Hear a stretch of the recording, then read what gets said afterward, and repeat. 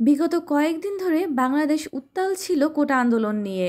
এর মধ্যে সরকারের নেট বন্ধ করে দেওয়া, ছাত্রদের উপরে হামলা করা, বিভিন্ন কর্মকাণ্ডের জন্যই নিন্দিত হচ্ছিল।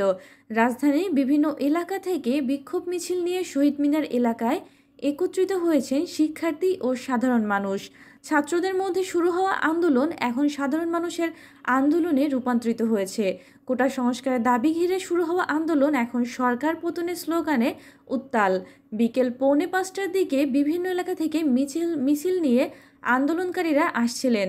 শহীদ মিনার এলাকায় উপস্থিত 3 জন প্রতিবেদক জানান, শনিবার বেলা 2:30টার দিক থেকে দলে দলে শহীদ মিনারে জড়ো হতে শুরু করেন বিক্ষোভকারীরা। সময় যত গড়তে থাকে, আন্দোলনকারীদের সংখ্যাও বাড়তে থাকে। হাজার মানুষের ভিড়ে শহীদ মিনার চত্বর ও আশেপাশের এলাকায় পা ফেলার জায়গা নেই।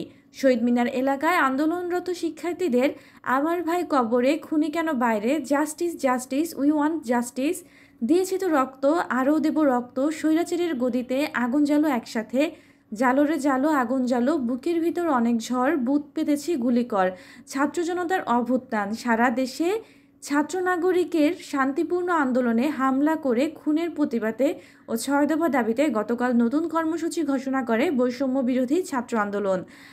আর তারা আজ শনিবার সারা দেশে বিক্ষোভ মিছিল ও পরদিন রোববার থেকে সর্বাত্মক অসহযোগ আন্দোলনের ডাক দেয়। আজ 3রা আগস্টের কর্মসূচির অংশ হিসেবে বৈষম্য বিরোধী ছাত্র আন্দোলনের ব্যানারে রাজধানীর সায়েন্স ল্যাব মোড়ে দুপুর 12টার দিক থেকে বিক্ষোভ শুরু হয়। বেলা 2:30টার দিকে রাজধানীর সায়েন্স ল্যাব মোড় থেকে আন্দোলনকারীরা কেন্দ্রীয় শহীদ মিনারের দিকে রওনা হন।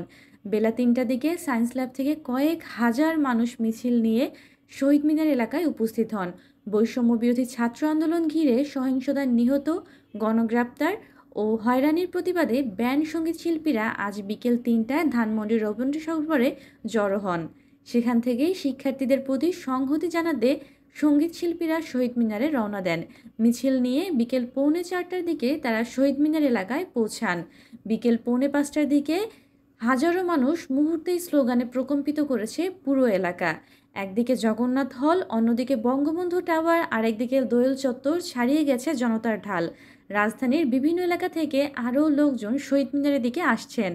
আন্দোলনকারীরা জানিয়েছেন, বৈষম্য বিরোধী ছাত্র আন্দোলনের 6 সমন্বয়কের আজ সশরীরে শহীদ মিনার এলাকায় আসার কথা রয়েছে।